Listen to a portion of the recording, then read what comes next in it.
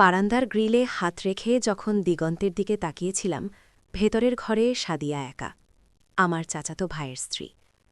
এক অদ্ভুত নীরবতা ঘর জুড়ে, আর আমার বুকের ভেতর চাপা এক ঝড়। এই মুহূর্তে সে একা, আমি একা। এমন সুযোগ হয়তো জীবনে আর আসবে না। বুকটা ধুক ধুক করছে, মনে হচ্ছে একটা ভুল করতে চলেছি, নাকি জীবনের সবচেয়ে বড় সত্যটা আজ প্রকাশ পাবে। আমি কি তাকে আমার রুমে নিয়ে যাব? কি হবে তারপর? ঈশিতা ব্লগসে আপনাদের সবাইকে স্বাগতম। আশা করি সবাই ভালো আছেন। আজকের গল্পটা একটু অন্যরকম, একটু গভীর অনুভূতির। তাই হেডফোন ব্যবহার করলে গল্পটা আরও ভালোভাবে অনুভব করতে পারবেন। আর গল্পটা ভালো লাগলে অবশ্যই আমাদের চ্যানেলটি সাবস্ক্রাইব করতে ভুলবেন না। আমাদের পরিবারটা বেশ বড়, যৌথ পরিবারের আধুনিক সংস্করণ বলা যায়। সব চাচা ফুপুদের পরিবার এক শহরে না থাকলেও ঈদ বা যে কোনো বড় অনুষ্ঠানে আমরা সবাই একত্রিত হই। গত বছর ঈদে আমাদের গ্রামের বাড়িতে তেমনই এক মিলন মেলা বসেছিল। সেখানেই প্রথম সাদিয়ার সাথে আমার দেখা। আমার চাচাতো ভাই তানভীর ঢাকার একটি মাল্টিন্যাশনাল কোম্পানিতে চাকরি করে। সে তার নতুন বউকে নিয়ে এসেছিল। সাদিয়ার নাম আমি আগেই শুনেছিলাম, ছবিও দেখেছিলাম, কিন্তু সামনাসামনি তাকে দেখে আমার বুকের ভেতর কেমন যেন একটা মোচড় দিয়ে উঠেছিল। সাদিয়া, তার নামটা যেমন মিষ্টি, সে নিজেও যেন তার চেয়েও বেশি মিষ্টি। দীর্ঘ কালো চুল, বড় মায়াবী চোখ, আর মুখে সবসময় লেগে থাকা এক স্নিগ্ধ হাসি। শাড়ি পরিহিতা সাদিয়াকে দেখে মনে হয়েছিল যেন কোনো চিত্রশিল্পী তুলি দিয়ে নিপুণভাবে ফুটিয়ে তুলেছে। সেদিনের পর থেকে সাদিয়ার মুখটা আমার মনে গেঁথে গিয়েছিল। আমি তখন রাজশাহী বিশ্ববিদ্যালয়ে পড়ি, শেষ বর্ষের ছাত্র। তানভীর ভাইয়ার বিয়ে হয়ে গেছে, এটা জেনে হয়তো নিজেকে বুঝিয়েছিলাম যা হওয়ার ছিল না তা তো হবেই না, কিন্তু মন যে মানতে চায় না। ঈদের কটা দিন সাদিয়ার সাথে আমার অনেক কথা হয়েছিল। সে হাসত, আমি মুগ্ধ হয়ে শুনতাম। তার সরলতা, তার বুদ্ধিমত্তা সব যেন আমাকে আরও বেশি করে তার দিকে টানছিল। তানভীর ভাইয়া বেশিরভাগ সময় বন্ধুদের সাথে বা অন্য কাজে কর্মে ব্যস্ত থাকত, ফলে সাদিয়া আর আমি অনেক সময় পেতাম গল্প করার। সে আমাকে ভাইয়া বলে ডাকত। সেই ভাইয়া ডাকটা আমার কানে এক সুমধুর সঙ্গীত হয়ে বাজত, আবার একই সাথে হৃদয়ে এক অব্যক্ত বেদনার জন্ম দিত। আমি তানভীরের চাচাতো ভাই, তাই এই ভাইয়া ডাকটা স্বাভাবিক, কিন্তু আমি তো তাকে শুধুমাত্র ভাই হিসেবে দেখতে পারছিলাম না। এই অনুভূতিগুলো আমার নিজের কাছেই খুব অদ্ভুত লাগত। নিজের মনের সাথে প্রতিনিয়ত যুদ্ধ করে যেতাম। ঈদের ছুটি শেষ হলো, সবাই নিজেদের শহরে ফিরে গেল। আমি রাজশাহীতে, তানভীর ভাইয়া আর সাদিয়া ঢাকায়। আমাদের যোগাযোগ কমে গেল, কিন্তু সাদিয়ার স্মৃতি আমার মনে সজীব হয়ে রইল। মাঝে মাঝে ফেসবুকে তানভীর ভাইয়ার পোস্ট করা সাদিয়ার ছবি দেখতাম, আর মনের অজান্তেই দীর্ঘশ্বাস ফেলতাম। আমার মনে হতো, ইস, যদি এই মেয়েটা আমার হতো। এই চিন্তাটা আমাকে খুবই পীড়া দিত। নিজের ভাইয়ের বউকে নিয়ে এমন চিন্তা করাটা ঘোর অন্যায়, ঘোর পাপ, কিন্তু মনকে কি শাসন করা যায়? আমার পড়াশোনা শেষ হলো। আমি ঢাকায় একটি বেসরকারি প্রতিষ্ঠানে চাকরি পেলাম। এটা আমার জন্য একটা নতুন অধ্যায় ছিল। ঢাকায় এসে তানভীর ভাইয়াদের সাথে যোগাযোগ বাড়ল। মাঝে মাঝেই তাদের বাসায় যেতাম। সাদিয়া তখনও সেই আগের মতোই হাসি খুশি স্নিগ্ধ। তার উপস্থিতি আমার চারপাশের পরিবেশকে যেন আরও উজ্জ্বল করে তুলত। তানভীর ভাইয়াও আমাকে খুব ভালোবাসত। ভাইদের মধ্যে আমার আর তার সম্পর্কটা খুব ভালো ছিল। সে আমাকে ছোট ভাইয়ের মতো দেখত, আমার বিপদে আপদে পাশে দাঁড়াত। আর এই কারণেই আমার অপরাধবোধ আরও বেড়ে যেত। আমি তার সরলতার সুযোগ নিচ্ছি এমন একটা অনুভূতি আমাকে কুড়ে কুড়ে খাচ্ছিল। একদিন তানভীর ভাইয়া আমাকে ফোন করে বলল, আরিফ, শোন, একটা জরুরি কথা ছিল। আমার অফিসের কাজে হঠাৎ করেই দুদিনের জন্য চট্টগ্রাম যেতে হচ্ছে, আর আমাদের বাসার কাজের বুয়াও গ্রামের বাড়ি গেছে, ফিরতে আরও কয়েকদিন লাগবে। সাদিয়া একা থাকবে, আমি একটু চিন্তায় আছি। তুই যদি একটু কষ্ট করে দুদিন সাদিয়ার সাথে থাকতিস, ওরও একটু সাহস হতো আর আমারও চিন্তা কমত।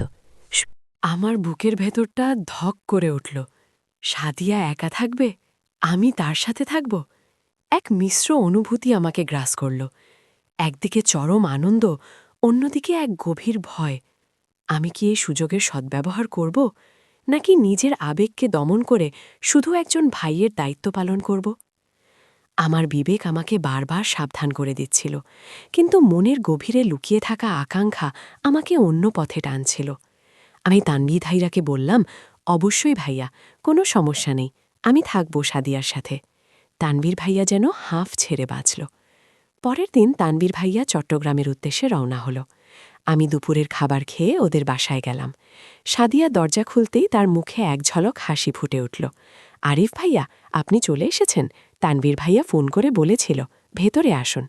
তার কণ্ঠে এক ধরনের স্বস্তি ছিল। আমি ভেতরে ঢুকলাম। ফ্ল্যাটটা বেশ ছিমছাম, সাজানো গোছানো।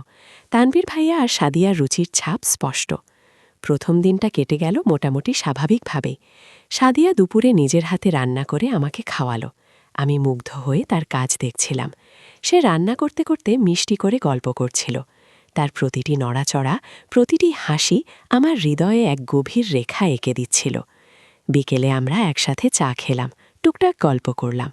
তানভীর ভাইয়ার অনুপস্থিতি সত্ত্বেও বাসাটা প্রাণবন্ত ছিল সাদিয়ার কারণে। রাতের খাবার খেয়ে আমি পাশের রুমে ঘুমাতে গেলাম। নিজের বিছানায় শুয়ে আমার ঘুম আসছিল না। পাশের রুমে সাদিয়া, এই চিন্তাটাই আমাকে অস্থির করে তুলছিল। আমি মনের সাথে যুদ্ধ করছিলাম। পরের দিন সকাল থেকেই আকাশটা মেঘলা ছিল। কিছুক্ষণ পরে শুরু হলো মুষলধারে বৃষ্টি। ঢাকার ব্যস্ত শহর যেন বৃষ্টির ছোঁয়ায় এক নিস্তব্ধ রূপ ধারণ করেছে। সাদিয়া সকালে নাস্তা বানিয়ে আমাকে ডাকল। আমরা একসাথে নাস্তা করলাম। সারা দিন ধরে বৃষ্টি হচ্ছিল, বাইরে যাওয়ার কোনো উপায় ছিল না। সাদিয়া আর আমি ফ্ল্যাটের ভেতরেই গল্প করে সময় কাটাচ্ছিলাম। সে তার শৈশবের গল্প করছিল, তার বাবা মায়ের কথা বলছিল, তার বন্ধুদের কথা বলছিল। আমি মন্ত্রমুগ্ধের মতো শুনছিলাম। তার প্রতিটি কথার সাথে আমি যেন আরও বেশি করে তার ভেতর প্রবেশ করছিলাম। বিকেলে বৃষ্টিটা আরও বাড়ল। বিদ্যুৎ চলে গেল। পুরো ফ্ল্যাটটা যেন এক অদ্ভুত আঁধারে ডুবে গেল। সাদিয়া রান্নাঘরে মোমবাতি খুঁজতে গেল। আমি বারান্দায় গিয়ে দাঁড়ালাম। বৃষ্টির শব্দ, মেঘের গর্জন আর বিদ্যুতের ঝলকানি সব মিলিয়ে এক রোমাঞ্চকর পরিবেশ। এমন পরিবেশে মনটা আরও বেশি অস্থির হয়ে ওঠে। আমার বুকের ভেতর এক চাপা উত্তেজনা কাজ করছিল। সাদিয়া মোমবাতি নিয়ে ফিরে এলো। সে লিভিং রুমে টেবিলে মোমবাতি জ্বালিয়ে দিল। মোমবাতির আলোয় সাদিয়ার মুখটা আরও মায়াবী লাগছিল। তার ভেজা চুলগুলো কপালের উপর লেপটে ছিল। সে আমার দিকে তাকিয়ে হাসল। আরিফ ভাইয়া, ভয় পাচ্ছেন না তো এই অন্ধকার আর বৃষ্টির রাতে?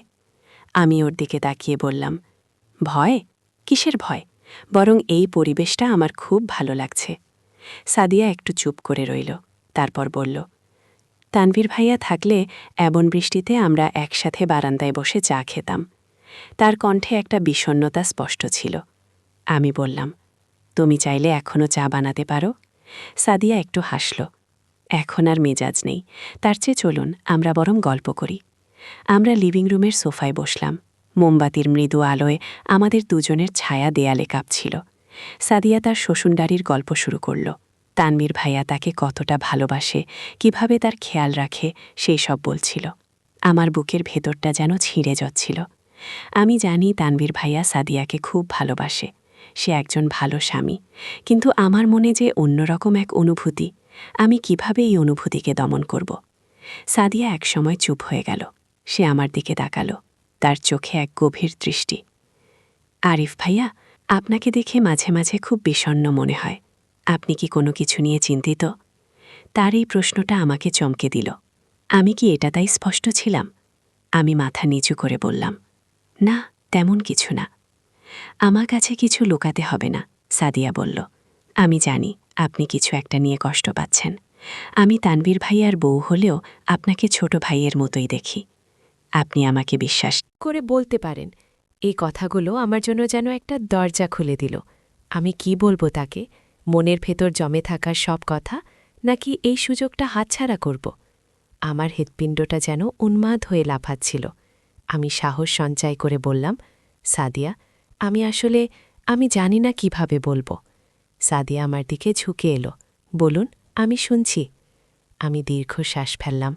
সাদিয়া, তুমি যখন প্রথম আমাদের গ্রামে এসেছিলে, সেদিনই তোমাকে দেখে আমার মনে এক অদ্ভুত অনুভূতি হয়েছিল।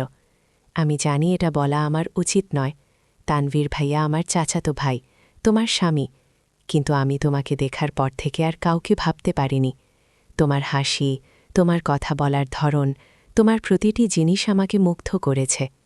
আমি জানি এটা ভুল, এটা অন্যায়, কিন্তু আমি নিজেকে আটকাতে পারিনি। সাদিয়া আমার কথা শুনে স্তব্ধ হয়ে গেল। তার মুখের হাসিটা মিলিয়ে গেল। মোমবাতির আলোয় তার মুখটা আরও ফ্যাকাশে দেখাচ্ছিল। সে কোনো কথা বলতে পারছিল না। তার চোখে এক মিশ্র অনুভূতি, অবিশ্বাস, কষ্ট আর এক ধরনের জিজ্ঞাসা। আমি তার নীরবতা দেখে আরও সাহস পেলাম। আমি জানি এটা তোমার জন্য খুব অস্বস্তিকর একটা পরিস্থিতি। আমি তোমাকে এই কথাগুলো বলে আরও কষ্ট দিচ্ছি, কিন্তু আমি আর এই অনুভূতিগুলো মনের ভেতর চাপা রাখতে পারছিলাম না। প্রতিদিন প্রতি মুহূর্তে এই কষ্ট আমাকে কুড়ে কুড়ে খাচ্ছিল। তানভীর ভাইয়া আমার কাছে খুব প্রিয়, আমি তাকে খুব ভালোবাসি, আর এই কারণেই আমি নিজেকে আরও বেশি অপরাধী মনে করি। কিন্তু আমার মন যে কিছুতেই মানতে চায় না। সাদিয়া ধীরে ধীরে চোখ নামালো। তার চোখ থেকে এক ফোঁটা অশ্রু গড়িয়ে পড়ল। সে হাত দিয়ে তার চোখ মুছে নিল। তার কণ্ঠস্বর তখনও কাঁপছিল। আরিফ ভাইয়া, আপনি কি বলছেন এসব? আমি সত্য বলছি সাদিয়া, আমি বললাম। সেই প্রথম দিন থেকে আজ পর্যন্ত আমার প্রতিটি নিঃশ্বাসে তুমি ছিলে। আমি চেষ্টা করেছি তোমাকে ভুলে যেতে, নিজেকে বোঝাতে, কিন্তু পারিনি। তোমার সাথে দেখা হলে, কথা বললে আমার মন আরও বেশি দুর্বল হয়ে পড়ে। সাদিয়া আমার দিকে তাকাল। তার চোখে এখন স্পষ্ট এক গভীর বেদনা। আপনি জানেন এই কথাগুলো আমাকে কতটা কষ্ট দিচ্ছে? আমি তানভীর ভাইয়ার স্ত্রী, আমি তাকে ভালোবাসি, আপনি আমার ভাইয়ের মতো। এই সম্পর্কগুলো নিয়ে এমন কথা বলা আপনার উচিত হয়নি। তার কণ্ঠে এখন অভিমানের সুর। আমি জানি সাদিয়া, আমি সব জানি, কিন্তু আমার মন কি ভুল করছে? আমার অনুভূতিগুলো কি মিথ্যা? আমি অনেক চেষ্টা করেছি, নিজেকে বোঝানোর চেষ্টা করেছি, কিন্তু পারিনি।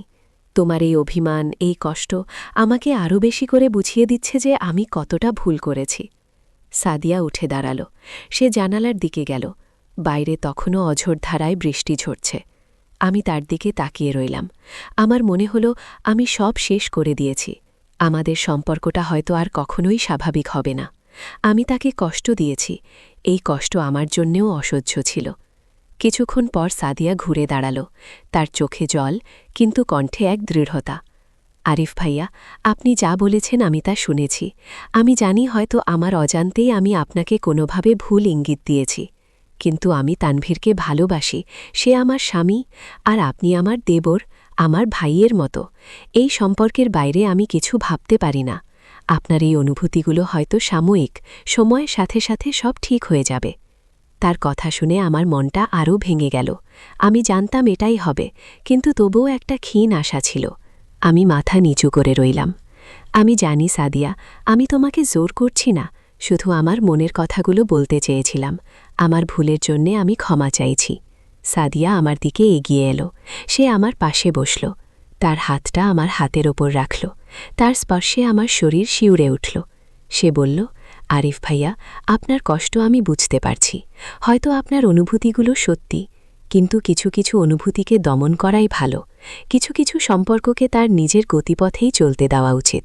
আমাদের সম্পর্কটা খুবই পবিত্র, এটাকে এভাবে নষ্ট হতে দেবেন না।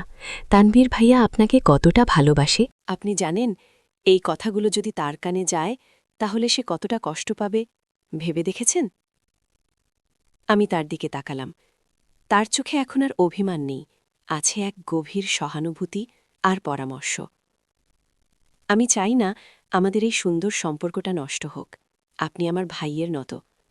আমি চাই আপনি সব ভুলে যান, নতুন করে জীবন শুরু করুন। আপনার জন্য ভালো একটা মেয়ে অপেক্ষা করছে, আপনি তাকে ভালোবাসুন। তার কথাগুলো আমাকে গভীরভাবে নাড়া দিল। সে ঠিকই বলছে, আমার জন্য হয়তো এটাই সবচেয়ে ভালো পথ, কিন্তু মন যে মানতে চায় না। আমি তার হাতটা ধরলাম।